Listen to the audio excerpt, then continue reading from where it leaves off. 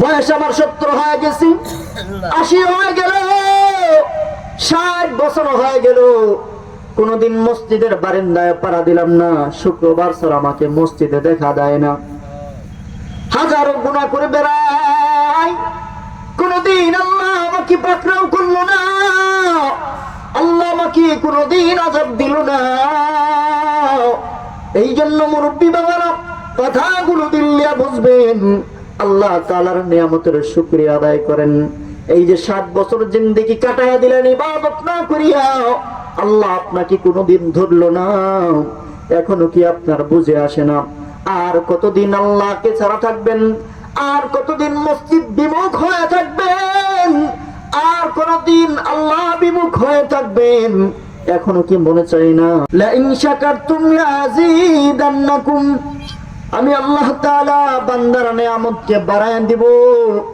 ওয়ালা ইন কাফারতুম, যারা আমি আল্লাহ তাআলার নিয়ামতকে অস্বীকার করবে, আমি আল্লাহর নিয়ামতকে পাইয়া অস্বীকার করলো, আমি আল্লাহ তাআলা তাদেরকে জানায় দিলাম, ওয়ালা ইন কাফারতুম ইন্না আযাবি লাশাদীদ, আমি আল্লাহ তাআলা তাদেরকে কঠিন আযাবের মধ্যে গ্রেফতার করে নেব। উদাহরণ দিলে সহজে বুঝবেন। হযরতে মূসা আলাইহিস সালাতু ওয়াস সালামের নাম শুনছেন না আপনারা?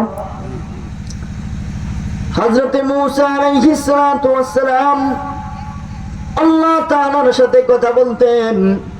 মূসা কালিমুল্লাহ বলে যার উপাধি ছিল, আল্লাহ তাআলার সাথে যিনি কথা বলতেন, একদিন কথা বলার জন্য, আল্লাহ তাআলার সাথে কথা বলার জন্য তুর পাহাড়ের দিকে হাঁটতেছে। পথিমধ্যে রাস্তার মধ্যে একজন গোশতের টুকরার সাথে দেখা হয়ে গেল, যার হাত নাই পা নাই, পঙ্গু মানুষ, হাত নাই পা নাই। ডাক দিয়া মূসা নবীকে বলে, ও আল্লাহর পয়গম্বর, আমাকে আল্লাহ কেন বানাইছে? আল্লাহ আমার হাত দেয় নাই, পা দেয় নাই, জমিনের ভিতরে আল্লাহ আমারে কেন পাঠাইলো? আল্লাহকে একটু জিজ্ঞাসা করবেন। বলে ঠিক আছে, যাও, আল্লাহকে বলবো। এবার যখন মূসা নবী হাঁটা ধরলেন, আবার প্রতিমধ্যে আরেকজন মহিলার সাথে দেখা হয়ে গেল। মহিলাটা বলে, ও মূসা, আল্লাহর পয়গম্বর, আল্লাহকে একটু আমার ব্যাপারে জিজ্ঞাসা করবেন।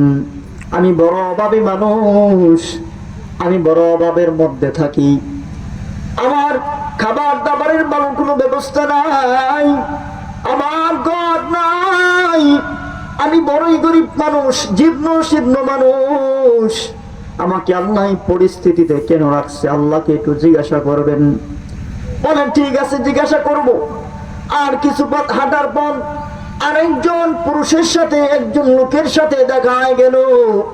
ডাক দিয়া বলে, ও আল্লাহর পয়গম্বর মূসা, আল্লাহকে একটু জিজ্ঞাসা করবেন। আমার যে এই যে বিশাল প্রাচুর্য, আল্লাহ যে আমার এত সম্পদ দিয়েছে, আমি সম্পদের ব্যস্ততার কারণে মাঝে মাঝে আল্লাহ তাআলার আমল করতে, আল্লাহ তাআলার আদেশগুলি মানতে আমার বড় কষ্ট হয়ে যায়। আল্লাহকে একটু জিজ্ঞাসা করবেন, এর সমাধান কি? আবার মূসা নবী যখন তোর পাহাড় থেকে কথা শেষ করে আবার যখন রাস্তা দিয়া হাঁটা ধরেছে, প্রথমে সেই পুরুষের সাথে দেখা হয়ে গেল, লোকটার সাথে দেখা হয়ে গেল, ধনাঢ্য ব্যক্তির সাথে। বলে, আল্লাহকে বলেছেন কি আমার ব্যাপারে? মূসা নবী বলেন, হ্যাঁ, আল্লাহকে বলেছি। আল্লাহ বলেছি তুমি আল্লাহর নিয়ামতের শুকরিয়া আদায় করা বাদ দিয়ে দাও, দেখবা তোমার নিয়ামত আস্তে আস্তে কমে যাবে। লোকটা বলে, না না না, আল্লাহর নিয়ামতের শুকরিয়া আদায় করা ছাড়তে পারবো না। তো আল্লাহ তাআলা তার নিয়ামতকে আরো বাড়ায়া দিলেন। সুবহানাল্লাহ।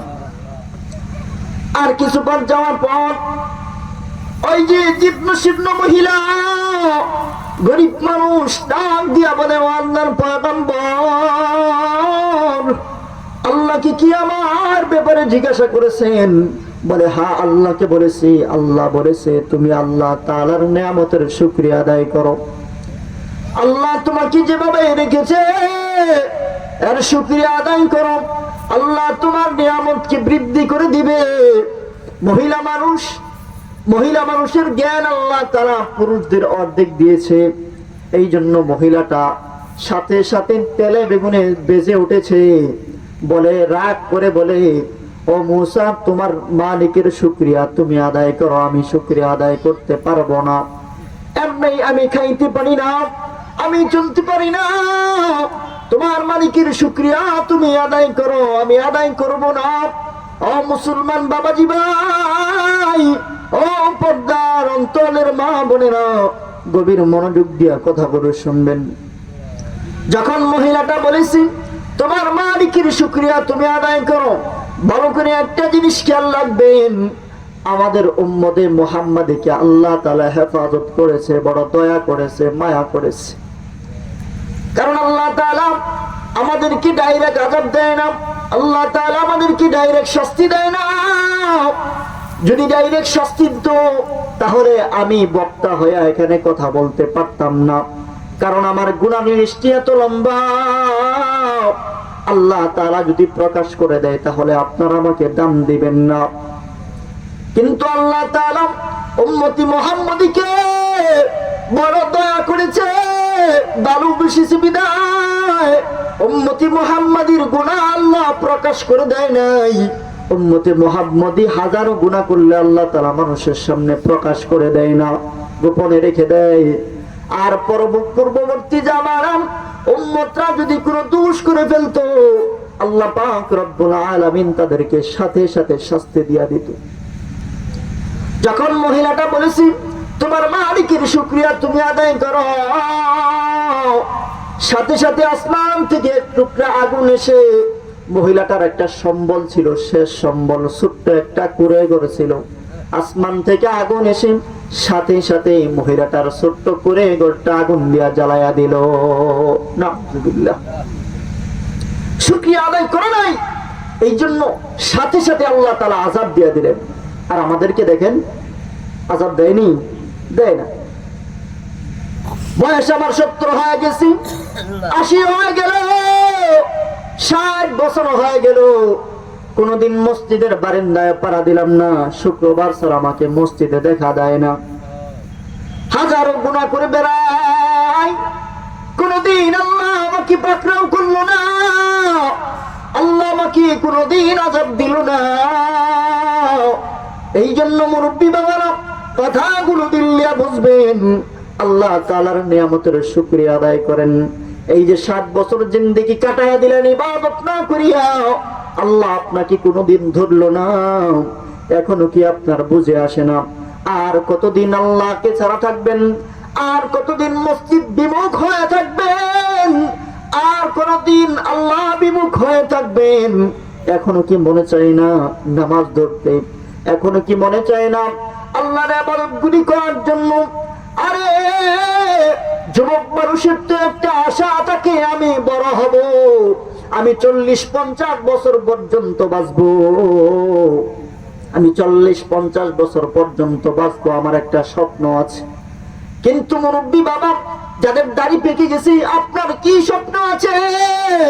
হাদিসের মধ্যে বলা হয়েছে শেষ নবীর উম্মত গুলিকে আল্লাহ তাআলা বয়স দিবে 60 থেকে 70 বছর, উপরে পাবে কিছু সংখ্যক মানুষ, কিছু সংখ্যক মানুষ উপরে পাবে, কিছু সংখ্যক মানুষ কি পাবে? উপরে বয়স পাবে। বেশিরভাগ মানুষের বয়স থাকবে 60-70। এরপরে আল্লাহ তাআলা কিছু মানুষকে বয়স দিবেন আর কি বাড়ায়া, 60-70 ওভার হয়ে যাবে কিছু মানুষের, বেশি না। তাহলে আপনার বয়স তো এখন 60 বছর হয়ে গেল, আপনার বয়স 70 হয়ে গেল, কিন্তু আপনি আল্লাহ তাআলার হুকুমগুলি মানেন না। আল্লাহ তাআলা রোজা দিয়েছে, আপনি রোজাগুলি পালন করেন না।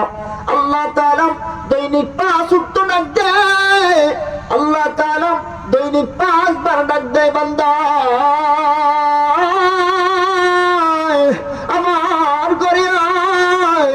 আল্লাহ প্রতিদিন একটা বান্দাকে 5 বার ডাক দেয়।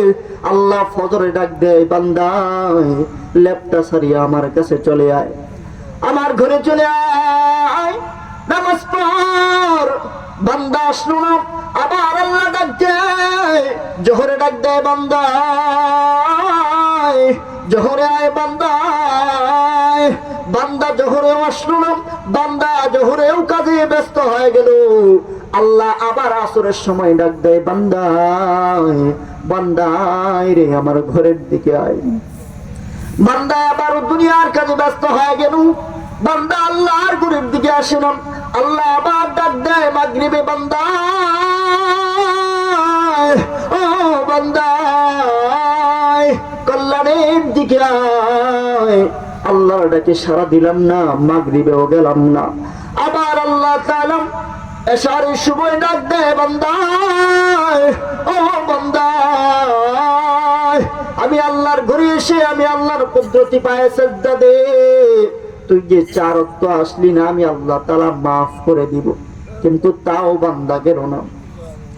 এবার আল্লাহ তাআলা প্রতিদিন আল্লাহ তাআলা ডাকতে থাকে, রাত্রেবেলা ডাকতে থাকে, আল্লাহুম্মা গফিরলি ফাগফির লাহ, আল্লাহুম্মা রযুকনি ফারযুক লাহ। আল্লাহ পাক রব্বুল আলামিন প্রতিদিন ডাকতে থাকে, রাত্রেবেলা বান্দারে ডাকতে থাকে, ও বান্দা আমার কাছে মাফ চাও। কে সারাদিন গুনাহ করেছো, কে সারাদিন নামাজ পড়ো নাই, গুনাহ হয়ে গেছে, আমি আল্লাহর কাছে মাফ চাও। আল্লাহ তাআলা গভীর রাতে আবার বান্দাকে ডাকতে থাকে, বান্দা সারাদিন মসজিদে আসো নাই, আসো তাহাজ্জুদে দাঁড়ায় আমি মালিকের কাছে মাফ চাও, আমি মালিক মাফ করে দিব। কার রিজিকের দরকার, আমি মালিকের কাছে চাও, আমি মালিক রিজিকের ব্যবস্থা করে দিব। আল্লাহ তাআলা এভাবে ডাকতে থাকি।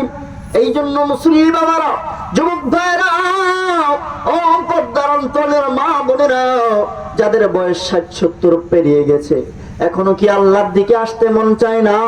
এখনো দিনের প্রতি কি আসতে মন চায় না? নামাজ পড়তে কি এখনো মনে চায় না?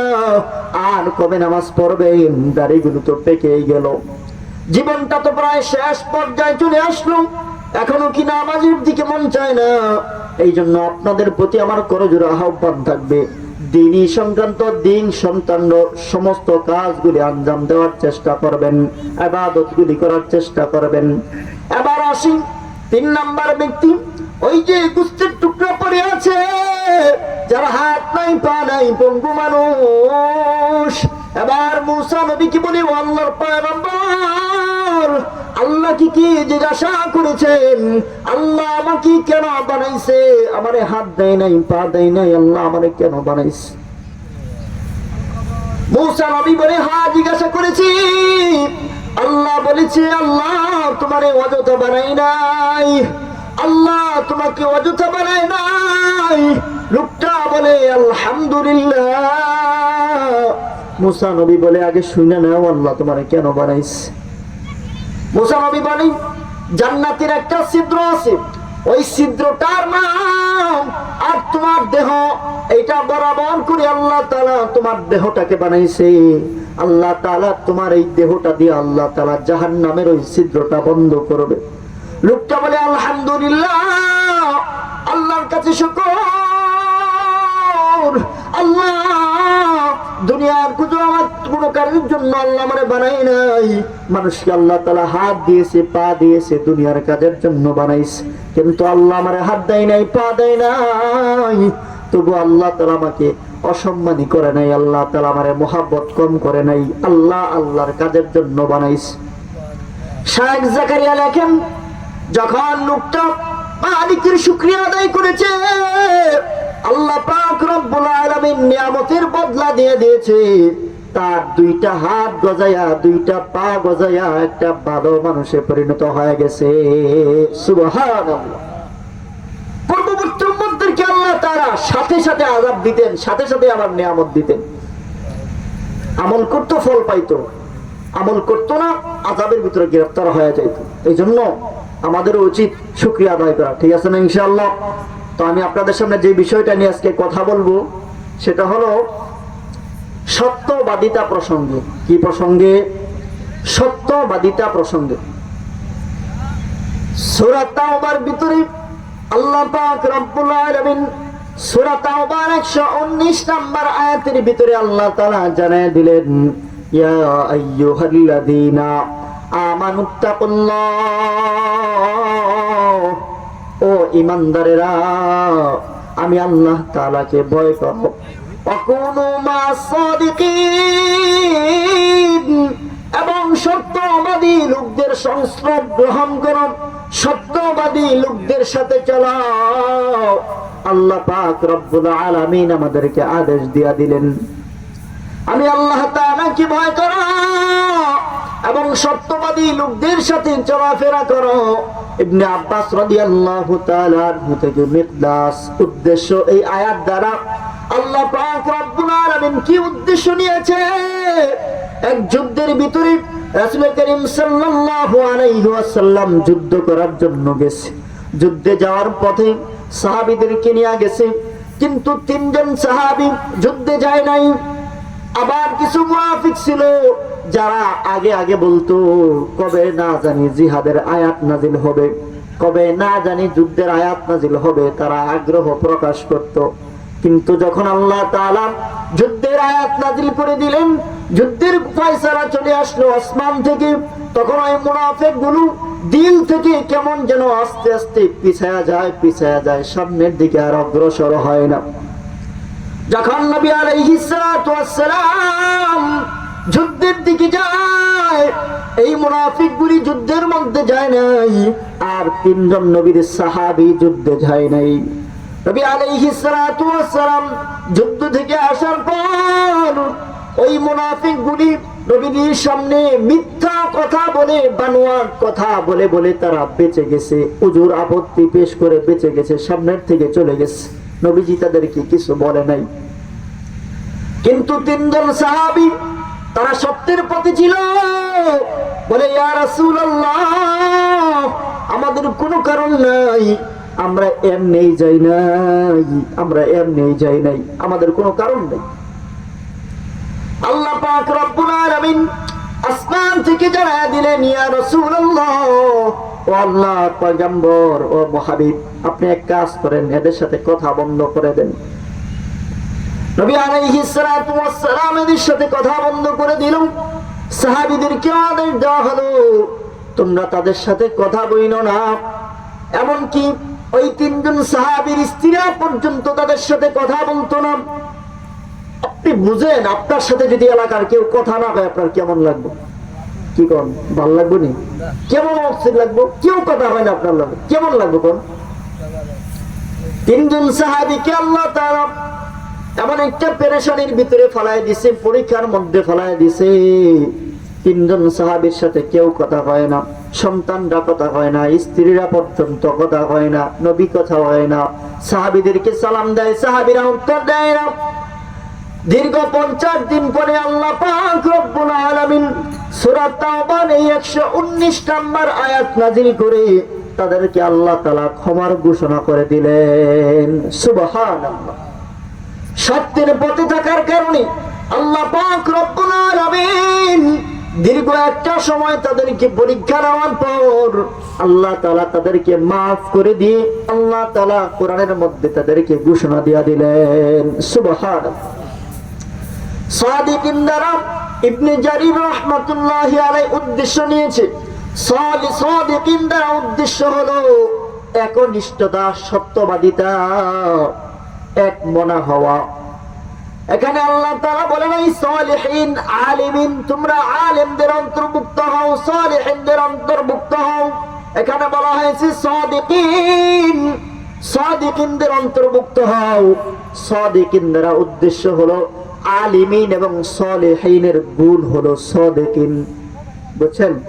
আলেমদের গুণ এবং নেককার বান্দাদের গুণ কি হওয়া? সত্যবাদী হওয়া। কি হওয়া? সত্যবাদী হওয়া। এটা এখানে বলা হয়েছে যে তোমরা সত্যবাদীদের সংস্রব গ্রহণ করো। অর্থাৎ আলেম হয়েই সবাই সত্যবাদী হয় না। কি করেন? হয়নি? হয় না। অনেক মিথ্যাবাদী আলেম আছে না? আছে। এই জন্য আল্লাহ পাক এখানে সাদিকিন বলে দিয়েছে।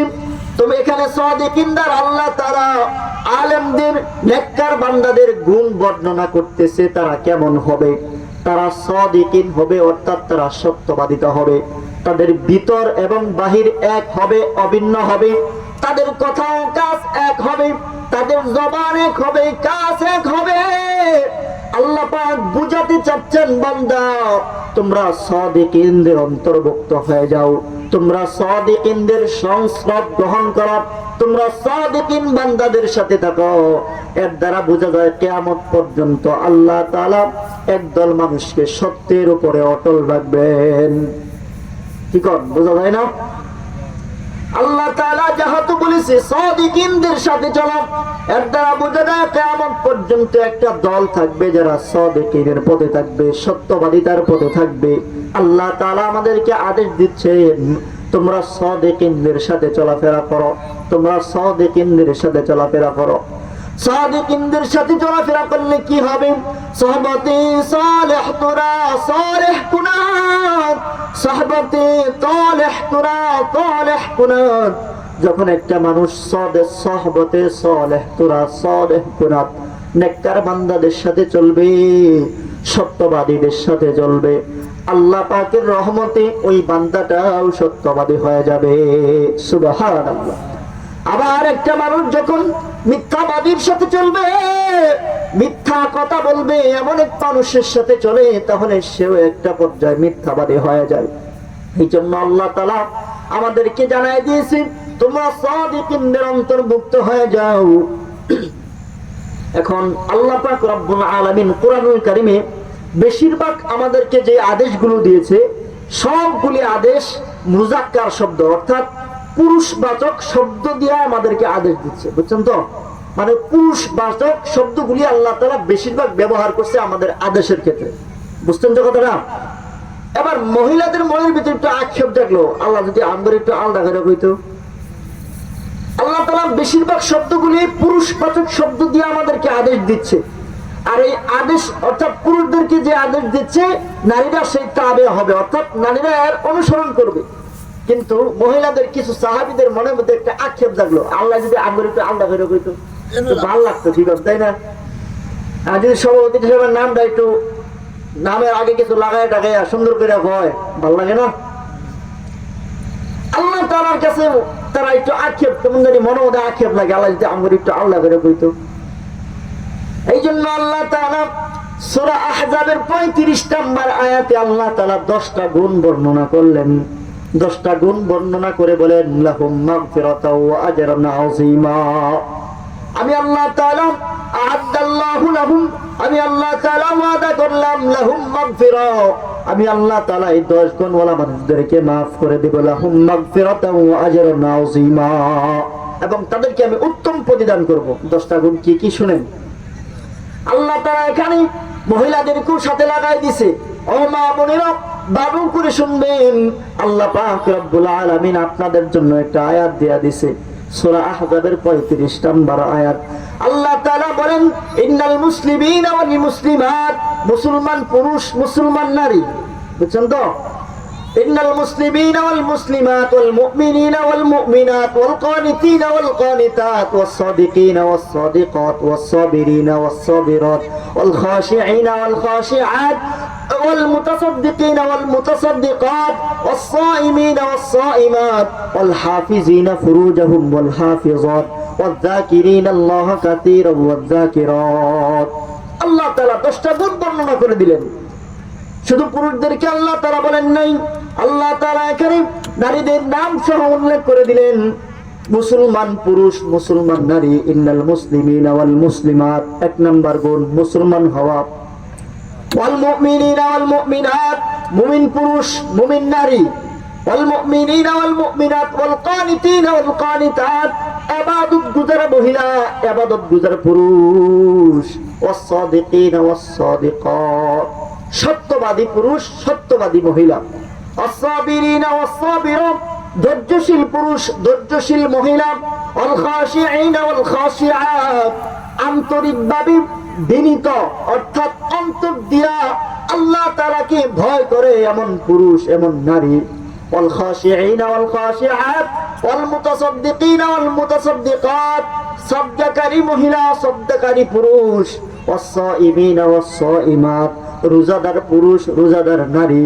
ওয়াল হাফিজিনা ফুরুজাহুম ওয়াল হাফিজাত, ওয়াল والحافظين فروجهم والحافظات লজ্জাস্থান হেফাজতকারী পুরুষ, লজ্জাস্থান হেফাজতকারী মহিলা, والذاكرين الله كثيرا والذاكرات, অধিক পরিমাণে আল্লাহ তাআলাকে স্মরণকারী পুরুষ, অধিক পরিমাণে আল্লাহ তাআলাকে স্মরণকারী মহিলা। এই যে আল্লাহ তাআলা 10টা গুণ বর্ণনা করলেন, এই 10 গুণের অধিকারী যারা হতে পারবে, আল্লাহ পাক রব্বুল আলামিন বলেন লাহুম মাগফিরাতাও ওয়া আজরুন আযীমা, আমি আল্লাহ তাআলা তাদেরকে maaf করে দিব, পাশাপাশি তাদেরকে আমি আল্লাহ তাআলা উত্তম বিনিময় দান করব। বলেন না সুবহানাল্লাহ। দেখছেন মহিলারা আমি একটু খুশি হইব, কি করেন? আল্লাহ তাআলা মহিলাদের নামেও কিছু আয়াত দিয়া দিচ্ছে, শুধু পুরুষবাচক শব্দ দিয়ে না, আল্লাহ তাআলা এখানে পুরুষ মহিলা উভয়কেই উদ্দেশ্য করে বলতেছে।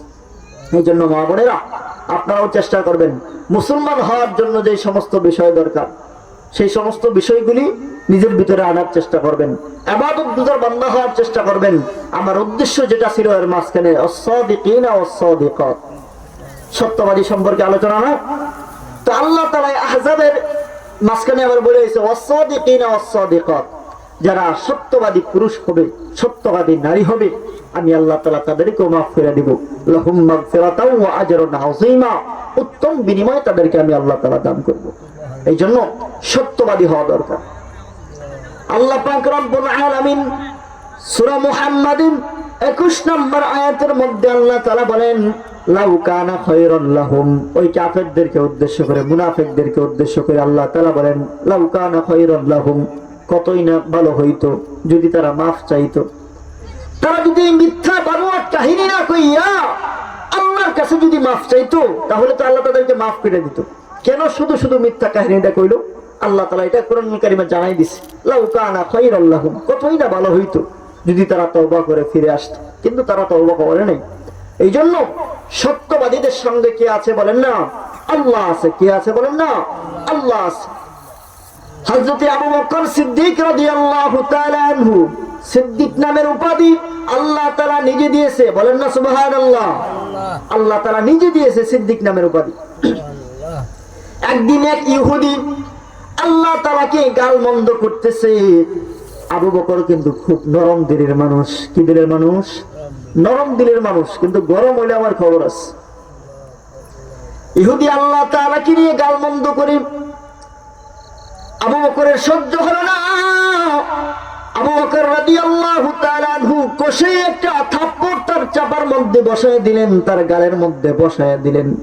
এবার ইহুদি যাইয়া নবীজির কাছে বিচার দেয়, ইয়া রাসূলুল্লাহ, আপনার সাহাবী উমর আমার একটা থাপ্পড় মারছে। কি?